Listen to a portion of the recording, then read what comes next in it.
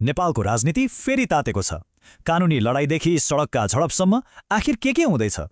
खासमा यो लडाईँ नयाँ राजनीतिक शक्ति र पुराना दलहरू बीचको हो, तर किन? पहिले रवि लामिछाने, अहिले बालेन शाह। उही व्यक्तिले अर्का नेतालाई पनि निशाना बनाएका छन्। काठमाडौँका मेयर बालेन शाहमाथि नागरिकतामा थर किर्ते गरेको भनेर उजुरी परेको छ। यी दुवै केस नागरिकताकै हुन्, तर आरोपहरू फरक छन्। त्यसैले परिणाम पनि फरक आउन सक्छ। उजुरीमा उनको नागरिकता खारेजी र 5 वर्षसम्म जेल सजायको माग गरिएको छ। त्यति मात्र होइन, 1 लाख रुपियाँ जरिवानाको पनि माग छ। यसले लडाईँलाई झन गम्भीर बनाएको छ। तर बालेनको पक्षले चाहिँ यसलाई नियोजित राजनीतिक आक्रमण र प्रचारबाजीको स्टन्ट मानेको छ। अब यो तनाव कानुनी मुद्दाबाट सडकमा पुगेको छ, खास गरी दाङ जिल्लामा। दाङमा घटनाक्रम कसरी झडपसम्म पुग्यो, ल एक गरेर हेरौँ है त। सुरुवात भयो राष्ट्रपाको कार्यक्रममा एमालेको झण्डा जलाइएको आरोपबाट। तर राष्ट्रपाले तुरुन्तै भन्यो यो हामीलाई बदनाम गर्ने षड्यन्त्र हो।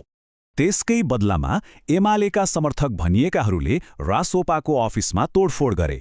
रवि लामिछानेले दाङबाटै चुनौती दिए, संसदबाट हटायो, जनताको मनबाट हटाएर देखाऊ। यी सबै तनावले अब आउने चुनावलाई झनै रोचक बनाउँदैछ, खास गरी झापा 5मा। झापा 5को चुनावी लडाईँ निकै पेचिलो बन्दैछ। नयाँ खेलाडी र फिरिँदो समीकरणले गर्दा एमाले र कङ्ग्रेसका दर्जनौं स्थानीय नेताले बालेनलाई समर्थन गरेपछि केपी ओलीलाई ठूलो झट्का लागेको छ।